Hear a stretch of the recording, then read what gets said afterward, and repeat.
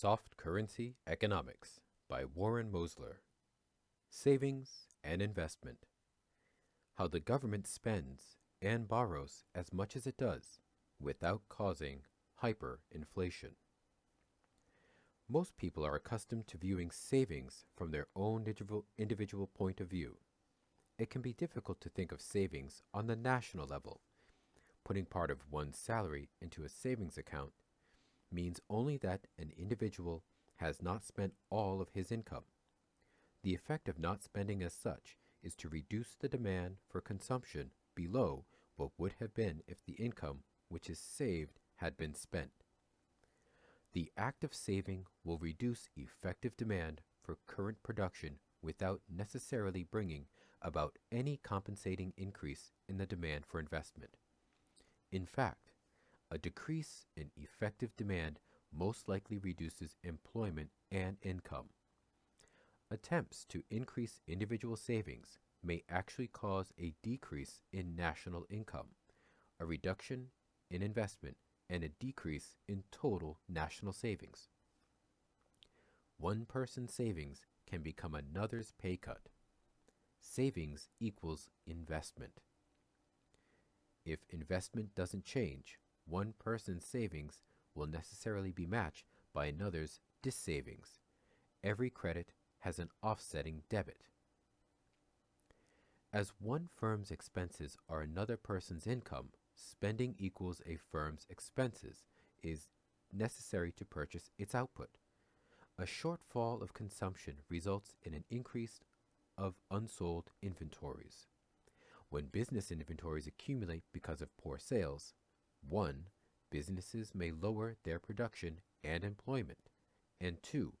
Business may invest in less new capital. Businesses often invest in order to increase their productive capacity and meet greater demand for their goods. Chronically low demand for consumer goods and services may depress investment and leaves businesses with overcapacity and reduce investment expenditures. Low spending can put the economy in the doldrums.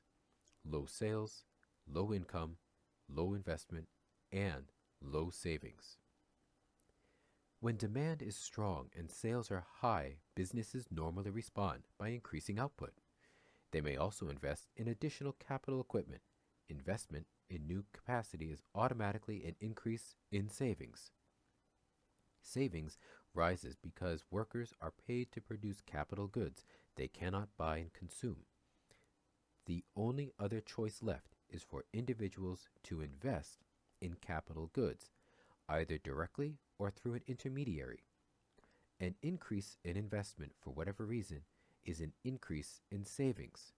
A decrease in individual spending, however, does not cause an increase in overall investment.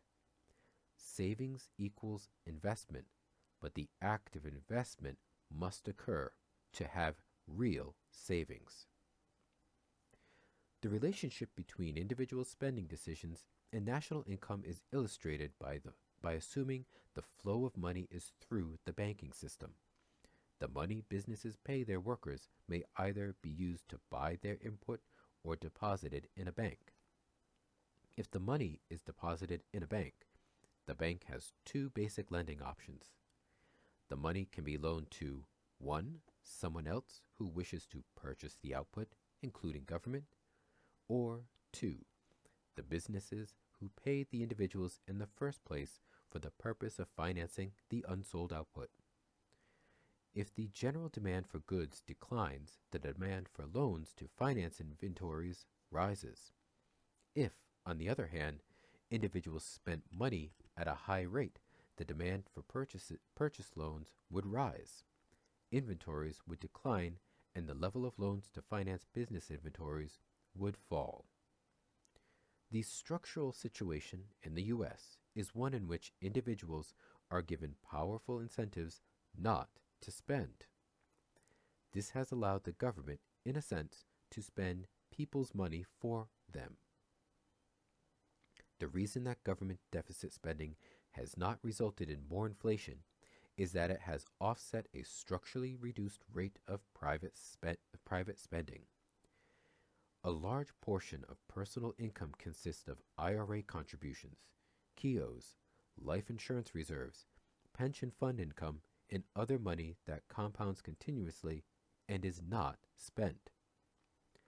Similarly, a significant portion of business income is also low velocity.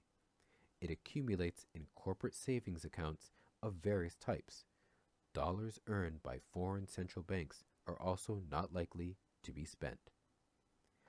The root of this paradox is the mistaken notion that savings is needed to provide money for investment. This is not true. In the banking system, loans, including those for business investments, create equal deposits, obviating the need for savings as a source of money. Investment creates its own money.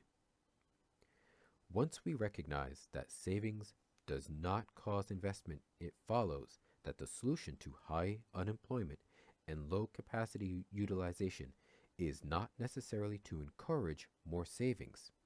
In fact, tax advantage savings has probably caused the private sector to desire to be a net saver.